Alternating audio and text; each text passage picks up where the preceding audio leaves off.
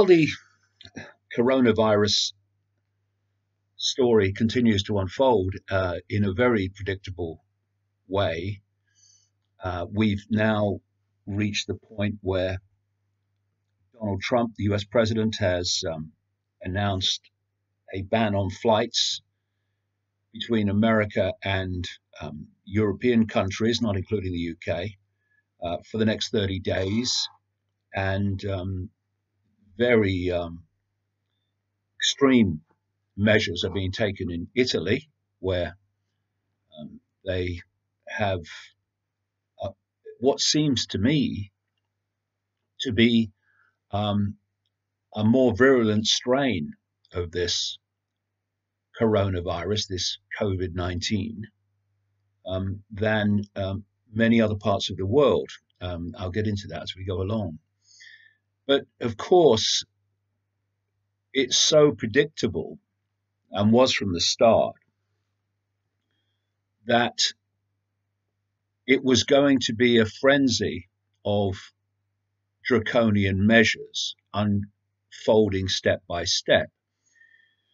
Now, people might say, and it's completely understandable, well, what else can they do? Well, there might be some truth in that, yes. If this is a virulent virus, and it doesn't seem to be the same, like I've just said, everywhere, then measures need to be taken to deal with it, yes. The point is, though, that those draconian measures are justified by governments because of the virus. And so anyone looking dispassionately at this needs to ask the question, who benefits from this virus appearing and breaking out? And it's anyone that wants to introduce draconian measures. And as with all of these things, when they introduce more authoritarian systems to respond to a situation, whatever it is, what tends to happen is when that situation is dying down and disappearing, that not all of the measures introduced also get rolled back to how they were before. So there's a movement, there's a draconian, a tyrannical movement forward as a result of the situation, in this case, a virus. And I can see many things coming, including technological testing for people ongoing. Oh, we need to introduce this now as a matter of course. And more and more freedom gets deleted. So it's not a kind of a debate primarily on, okay, we need to do this because of the virus.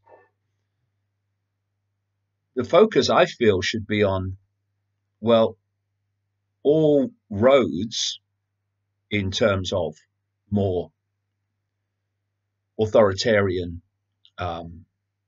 imposition lead back to the virus. And so where did the virus come from? And we can't say for certain about that. I think there's a very good chance that different strains of the virus are actually being released in different places, and that not all of it is coming out of China. And we come back to this simple question, who benefits? And it's an ancient concept, which I think goes back at least to ancient Rome, of he who benefits from a crime is the one most likely to have committed it. So he who benefits from the virus is the one most likely to have released it. And I would say we need to go beyond China or America or Israel or any of these places in terms of it's the Communist Party in China that released this, it's the who released this, etc. Because when you see the world as it is really directed and manipulated, it's a global web run by a global cult, as I call it, which has multiple faces in country after country after country. This cult absolutely controls China. China is its blueprint for the world. And it also controls the government of America, of Britain, etc. Not by just having its 100% agents as prime ministers and ministers. The vast majority of those people won't even know there's a cult. It's in manipulating situations which people in government who are ignorant of the background and the forces that are driving the direction of the world will then respond to the situations you create in ways that change society in the ways that you want. And of course, in there, among the ignorant, will be agents of this cult, not least in areas of permanent government, like government administration and so on, rather than here today, gone tomorrow politicians. Although they will be involved as well, but the number compared with the totality of politicians will be tiny who are in full knowledge. You've only got to watch a debate in the Houses of Parliament or on Capitol Hill to see the ignorance, but there will be people in there who absolutely know what's going on and support it. Either way, the problems that are created by this cult and its agents are then there to be responded to. And we're seeing the response now, incredibly predictable to this virus, which absolutely suits the ambitions of this cult to push the world further and further and further into a global Orwellian fascistic state under the name technocracy. We're past the point where we're looking at the imposition of classic fascism or the imposition of classic Marxism, communism, although the outcome for the people is the same. We moved it on into this technocracy, which was the plan all along. And a technocracy is a society that is run and controlled by, quote, experts and scientists and engineers and bureaucrats. I mean, the European Union is a classic technocracy in terms of its bureaucratic control by unelected people. And the target is democracy itself, because a technocracy does not do elected people. It does appointed people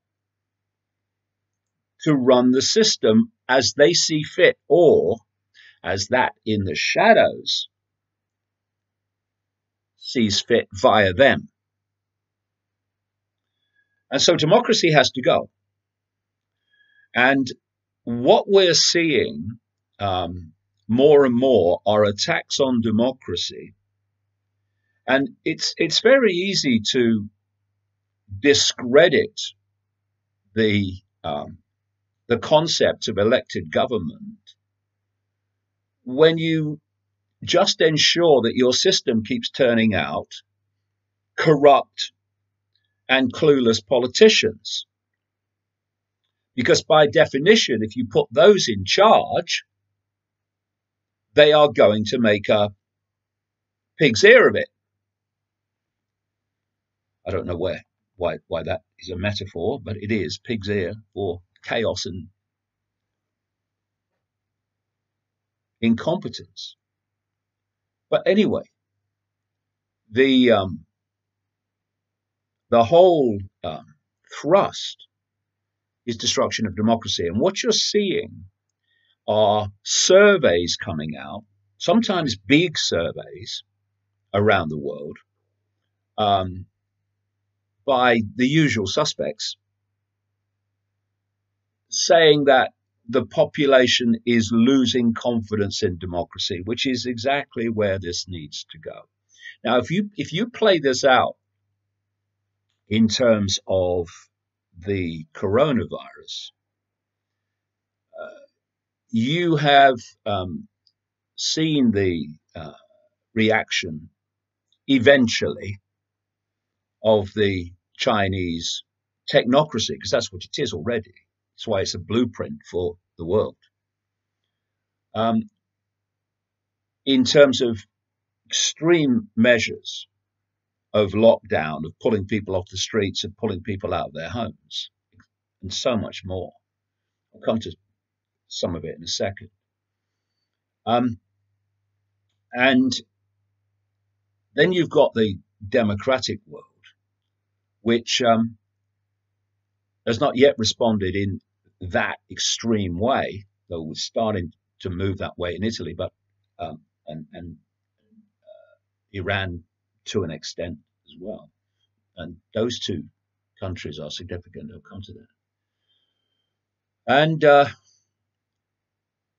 And you can see a scenario of psychological manipulation in which China dealt with the virus, quote, successfully, if that's how it turns out, and they're claiming it is at the moment, because of these authoritarian extremes, whereas it wasn't sorted out in the West because of democratic freedom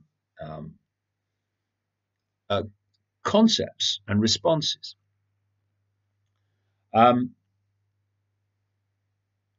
And if this virus goes on expanding, and of course the hyping of the fear of the virus alongside it, then of course you're going to see support more and more for a suspension of democracy to meet the problem of the virus. So you can see this whole attack on democracy taking a step forward as a result of this virus, which I do not believe for 1 second occurred naturally. So if we go to this first story about China, it says, surprise, China is using COVID-19 to strengthen its mass surveillance of citizens. Well, that was always going to happen. Mentioned it in a video I did with Gareth, 2 weeks ago now, that this is how it works. And of course, following on from that, more and more step by step, the West is going to follow. We're already seeing it.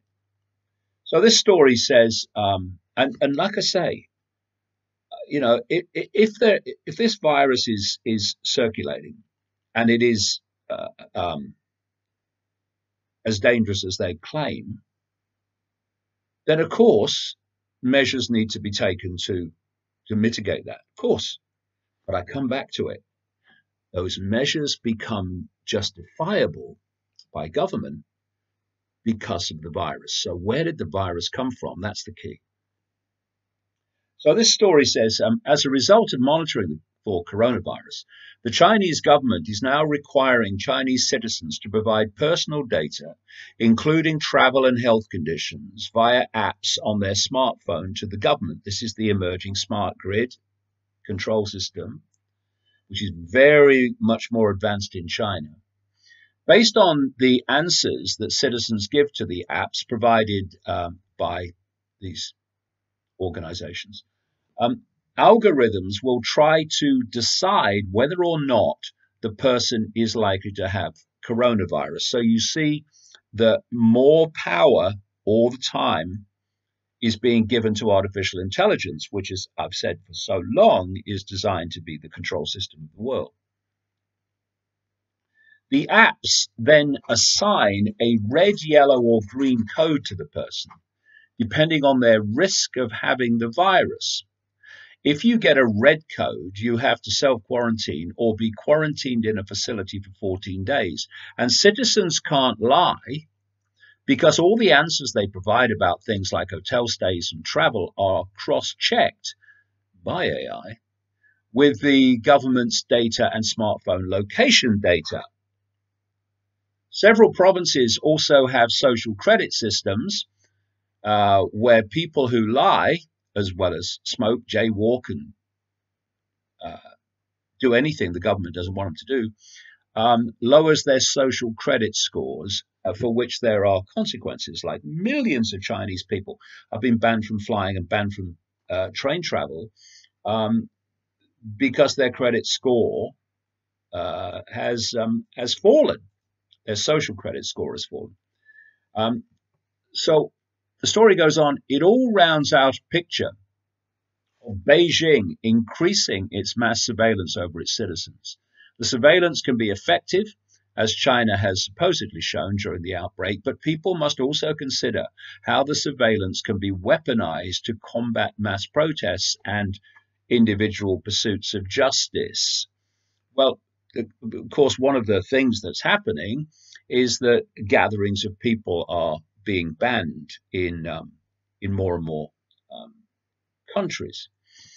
And the story continues, the technology-based anti-outbreak measures are certainly needed now, it says. They have allowed over 10 million people to assess their risk of the coronavirus in this Chinese province he's talking about. The technology being used is in over 200 cities.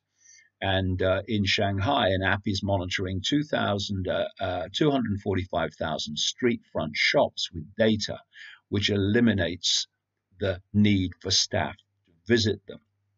The technology will help in indicating where the outbreak slows for certain, but there is little transparency, it says, on how Beijing collects the data and what happens to it. One low-level official said, through data analysis, we have mastered the trajectory of everyone's whereabouts. If you have not reported truthfully, our system will find out.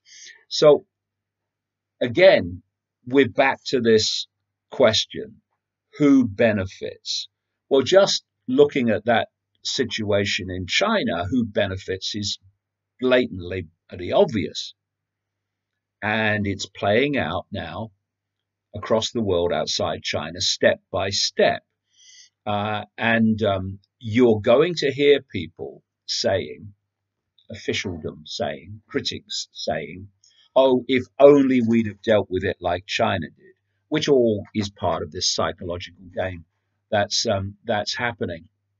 So the more that this coronavirus situation unfolds, the more and more painfully obvious it is that this virus did not happen naturally, but has been created and circulated for reasons of justifying more and more control, which when eventually the virus is, starts to fade in its impact, many of these measures will not be rolled back.